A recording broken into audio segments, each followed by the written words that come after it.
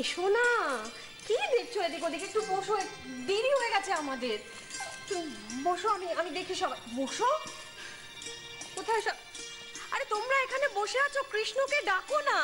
দাদা ফোন করেছিলেন অফিস থেকে, ওই পিসিমা নাকি বারবার দাদাকে ফোন করে জানতে চাইছে আমরা কতক্ষণে পৌঁছবো। কৃষ্ণকে তো আমি বললাম, ও বললো একেবারে অফিসের জন্য রেডি হয়ে বেরোবে। ও আসলে আমাদের ড্রপ করে তারপরে অফিসে চলে যাবে।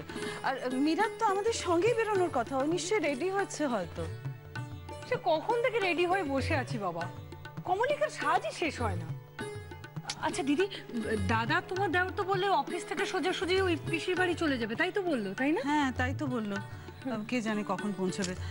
দেখো না, পিসিমা তো আবার পুজো আরম্ভ হয়ে গেলে তারপরে আমরা যদি পৌঁছে, পিসিমা ভীষণ রেগে যাবে। জানি। আর তোমার দাদাকে তো চেনোই, অফিসে গিয়ে একবার কাজে মুশকুল হয়ে গেলে আর সময়ের খেয়াল থাকে না। তো জানি তোমার দেওয়ারও তো অনেকটা সেরকম। মা, কাকিমণি, তোমরা কি কোথাও বেরোচ্ছ? সে কি, তোমার তো আমাদের সঙ্গে যাওয়ার কথা, আমাদের কালই কথা হলো, তুমি এখনো রেডি হওনি? আমার সঙ্গে কথা হয়েছে, আমার তোমাদের সঙ্গে যাওয়ার কথা ছিল। এই তো দিদি, দেখেছো তো, দেখেছো তো, আমার মনে হয় মীরারও ঠাকুরজির মতো ভুলে যাওয়ার রোগ ধরেছে।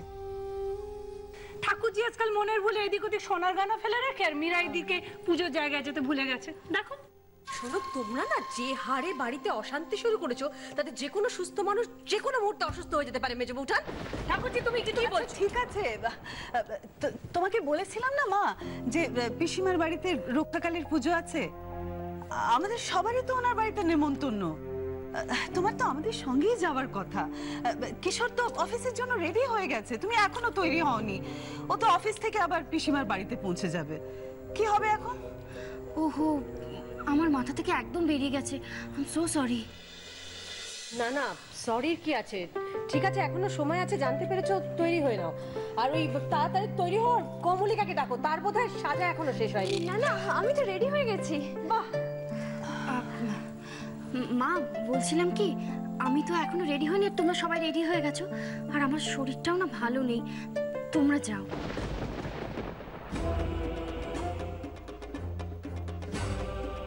এইটাই মোক্ষম সুযোগ, আজকের দিনটা আমি কিছুতেই নষ্ট করব না।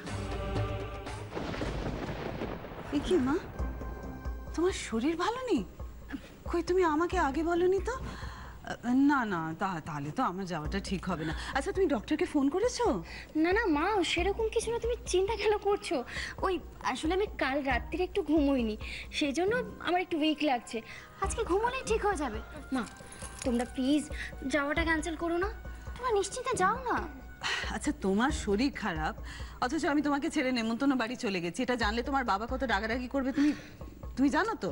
হ্যাঁ, থাকছে বরং ঠাকুরজি, মেজো, তোমরা যাও। হ্যাঁ, আমার ওকে এই অবস্থায় ছেড়ে যাওয়াটা ঠিক হবে না। না না দিদি, সে কি করে হয়? পিসি কিন্তু খুব রাগ করবে। পিসি যা রাগ তুমি তো জানো, ও আমি একা সামলাতে পারবো না। আচ্ছা মীরা, তোমার কি খুব শরীর খারাপ?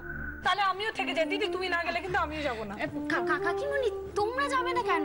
তোমরা যাও না।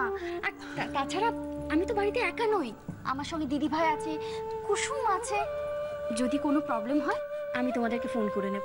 মীরা, তোমার শরীর ভালো না, আমাকে আগে বলোনি তো। আর এই শরীর নিয়ে একা থাকাটা কি ঠিক হবে?